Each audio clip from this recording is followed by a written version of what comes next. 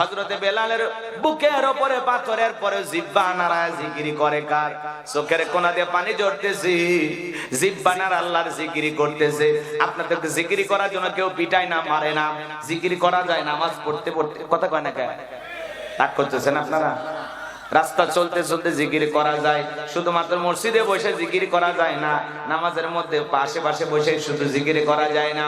আপনি মাঠে কাজ করতে করতে জিকির করতে পারেন, দোকানদারি করতে করতে জিকির করতে পারেন, রাস্তা দিয়ে সাইকেল নিয়ে যাচ্ছেন জিকির করবেন, ভ্যান নিয়ে যাচ্ছেন জিকির করবেন, পথ চলতেছেন জিকির করবেন, যানবাহনে আছেন জিকির করবেন। সব সময় জবানে জিকির জারি থাকবে কার? হাদিস শরীফের ভিতর আছে যে জিহ্বাটা আল্লাহর জিকিরে সদা সর্বদাই ভিজা থাকে, ওই জিহ্বাওয়ালা মানুষ কোনোদিন জাহান্নামের আগুনে জ্বলবে না। বলেন আল্লাহু আকবার। ফাযকুরুনি আযকুরুকুম ওয়াশকুরুলি ওয়ালা তাকফুরুন। তোমরা আমারে স্মরণ করো, আমি আল্লাহ তোমাদেরকে স্মরণ করব। তাহলে সব সময় জবানে জিকির চালু থাকবে কার? আপনাকে তো জিকির করার জন্য কেউ ধমক দেয় না, পিটাই না, কেউ গ্রেফতার করে না, কেউ ধরে না, তারপরে কেন জিকির করতে পারি না? কারণ আমরা কপাল পোড়া।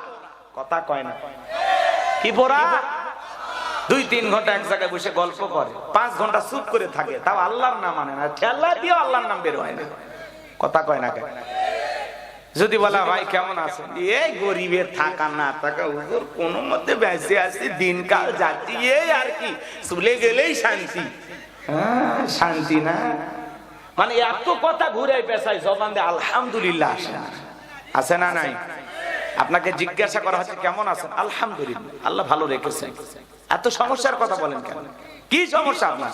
কয় গরিবের থাকা না থাকে। বাপ রে বাপ, গরিব হইছে বাইসে গেছে, সম্পদ যত বেশি হিসাব তত বেশি। বেটা গরিব তুমি খুশি হও যে আল্লাহ গরিবী হালতে জীবন দিছো, সম্পদ কম হিসাব কম, যত তাড়াতাড়ি হিসাব হবে তত তাড়াতাড়ি জান্নাতে ঢোকা যাবে।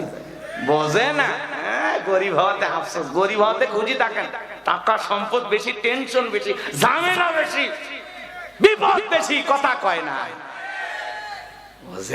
টাকা থাকলেই শান্তি, টাকায় সুখ পাওয়া যায়। কোটি টাকা দিয়ে খাট কেনা যাবে কিন্তু ঘুম কেনা যায় না, দামি বিছানার চাদর কেনা যায়, আরাম কেনা যায় না। কথা বলেন? রিক্সা চালায়, ভ্যান চালায়, মাঠে কাজ করে, ডাল ভর্তা দিয়ে ভাত খাইয়ে বউকে কোলে নিয়ে ঘুমায়, কি শান্তি। আর বড় লোক টাকা, মিল ফ্যাক্টরি, টেনশনে 4টে ঘুমের ট্যাবলেট খায়, বউ এক খাটে, স্বামী আলাদা আর এক খাটে, দাও করলে সম্পর্ক, কোনো শান্তি নাই, অশান্তি। বউকে টাচ করতে করে ডোন্ট টাচ মি। কারে টাচ করছো তুমি? তুমি হাত ধুইছো? কথা কয় না? ধনী ধনীর বউ জ্বালা জ্বালা, আর গরিবের বউ আহারে ওই ময়লা ধুলে ভরছে শাড়ির, আসলে ওটা দেও স্বামীর মুখ মুছে দেয়, স্বামীও কিছু কয় না, দেখতেছে বালু খরখর করতেছে, কত পাগলি যে সুখ দিতেছে, এ বালু কেন, যদি কাদাও ভরে দেয় তাও কিছু কয় না। কথা কন ঠিক কিনা? এর নাম ভালোবাসা, এর নাম শান্তি। কথা কন ঠিক কিনা? আর গরিব চাই সালাবাড়ি, একটা চুল পরে থাকলে ওইটা না স্বামী স্ত্রী ঝগড়া লাগে, চুল কা তোর না। তাম পৃথিবীর মুসলমানকে হতে হবে, এদিক খেয়াল করেন, একটা মানব দেহের মতো। রাসূল বলেছেন তাম পৃথিবীর মুসলমানেরা হলো একটা মানব দেহের মতো। তোমার পায়ে যদি আঘাত লাগে তুমি যেমন ব্যথা পাও, পৃথিবীর কোন এক অঞ্চলে একজন মুসলমান যদি নির্যাতন আর জুলুমের শিকার হয়, অবশ্যই তোমাকে সেই ব্যথায় যদি ব্যথিত না হও, তার কষ্টে যদি তুমি কষ্ট না পাও, তাহলে বুঝে নেবেন আপনি আমি পরিপূর্ণ মুসলমান হতে পারি নাই। কথা বলেন ঠিক আছে? কথা কন না কেন? তাহলে যত লোক ডিম ভাজির ভিডিও বানাইছে সব সিটারই বাদ পারি। কথা কন ঠিক কিনা? এগুলো ধোকা দিয়ে বোকা বানায়।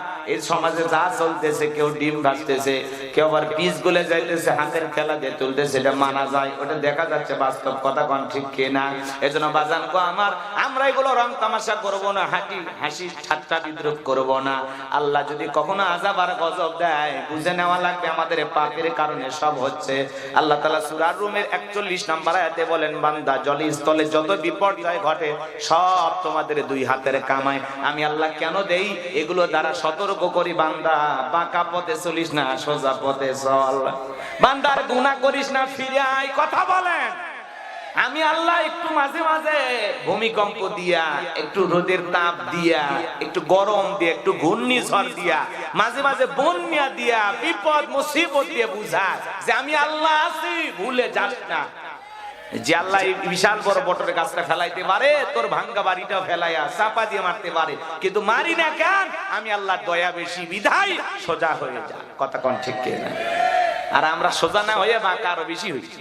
আল্লাহ যেন আমাদের হেদায়েত দান করেন। একটু জোরে বলেন আমিন। কষ্ট হচ্ছে আপনাদের। এ বাজান গো আমার লম্বা হবে, লম্বা করব না। এইবার বাজান গো আমার হযরত বেলালের পায়ে রশি লাগায় আরবের গরম বালিতে শেষরায় শেষরায় ঘোরা গেল, বাবলা গাছের কাটা গুলো জিহ্বার ভিতরে পেরেকের মতো মারা গেল। এরপরে বিকেল বেলা নিয়ে এসে বলে বেলাল চাবুক দিয়ে পিটাইলাম, পায়ে রশি লাগায় নিয়ে ঘুরলাম, এত নির্যাতন জুলুম তোর উপরে করা হলো, এরপরে কি নবী মুহাম্মদ সাল্লাল্লাহু আলাইহি সাল্লামের কালিমা ছাড়বি না?